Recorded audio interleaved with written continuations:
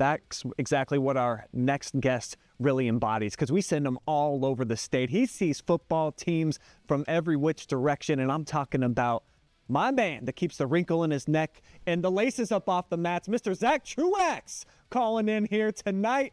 My man, you saw a pretty darn good game tonight, a game winner, and I can't wait to hear your call on that, because I just heard it picked up off of your natural sound camera, and it's pretty clear, man. You kind of lost your brain.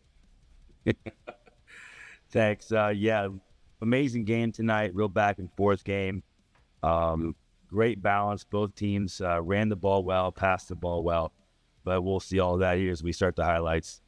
Yeah, so this is Manchester at Orrville, two teams kind of needing a win, too, to keep their playoff hopes alive.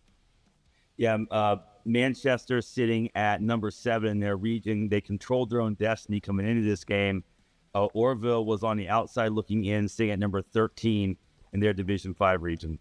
But here early in the game, this is Manchester quarterback Tyler Pappas on the keep early, and then Orrville gets the ball, drives down the field. Beautiful job by the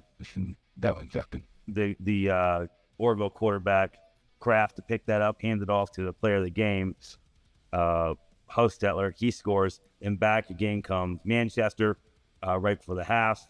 I'm sorry, then Orrville comes back and scores right before the half. Here we go on another run by Travis Bonomo to make it. It was 14-14 at halftime, and you see a lot of short runs because both teams really mixed up the run, the pass, the well to have sustained drives. I love this play right here. They ran this play, Orrville did, numerous times, yeah. And what do they call it? They're just bowling people over. Little stretch play, pitch, and just get some good leverage. And here, this was a little wildcat that Manchester ran to tie the game up, and it was back and forth like this the whole game. Kraft does a really nice job throwing the ball on the run. Right there, he finds number 10, Case McDaniel, for a long touchdown. And the play of the game coming up here pretty soon. Here it is, 4th and forever. 4th and forever, just a few seconds left to go in the fourth quarter, and they dial up a throwback to the running back, the player of the game, Hostetler.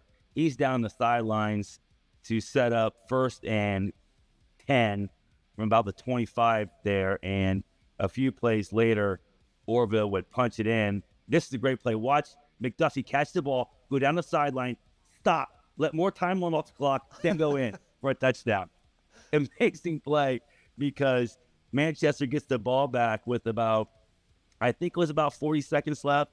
So, every second counts, like we saw Malvern and Hillsdale last year in that great game. Every second counts. So McDuffie letting a few seconds run off the clock there before he scores was really smart. I was a little worried he might have got called for taunting. They did throw a flag and they picked it up. So huge win for Orrville at home, upset in the Pac-7 over a favored Manchester team. And then now Orrville has the juggernaut that is Triway coming in next week. Yeah, at least they get that game at home. Obviously, that's a big rivalry game. And right now, the Red Riders, they control their own destiny. They're sitting at number 10 right now in the region. But you talked about Triway. Their only loss this year against Northwest. They've been smashing the competition here lately, Zach. So what's your thoughts on Orrville coming out in Week 10? Obviously, they get it at Red Rider Stadium, a really awesome place. Can you see this team giving themselves an opportunity to push themselves and controlling their own destiny truly? Because if they get a win over an 8-1 Titan squad, that probably vaults them up into, from looking at the numbers, like maybe even 6 or 7. Yeah, you guys, the numbers guys there, I'll take your word for it. But, what they say in rivalry games, throw the records out. Triway, Orrville, in Wayne County is a serious rivalry. And so throw the records out. Obviously, Orrville is red hot right now, coming off 2 wins in a row, a big upset win over Manchester. So Triway can't start looking past Orrville just yet into the playoffs. They've got to take care of business at Orrville. And it could be, if Triway comes in and jumps on Orrville quick, they can put it away. But if they do what Manchester did and let Orrville hang around, at home, anything can happen. And we see there in Region 14, Shelby, they've already clinched the number 1 seed. They are going to be at home in Week 11, watching everybody else, and then they'll have a home game in Week 12. And we're going to show you how the Galleon Tigers were able to jump up to number 3. We've got highlights of them coming up here soon. Well, appreciate you calling in here tonight, ZT. Haven't heard from you here on the Pigskin so far this season, so it wouldn't be a full season here without having you chime in, man. Maybe we'll make this a more regular occurrence once we start getting into the postseason. I'm just glad we could shake the Thompson Truax running clock curse for this year. I think we had running clocks in every game, so really, was worth the drive over to Orrville to see a really hard-hitting game too. If anyone gets a chance, you haven't seen that game, please go watch it. You're going to see some pads popping.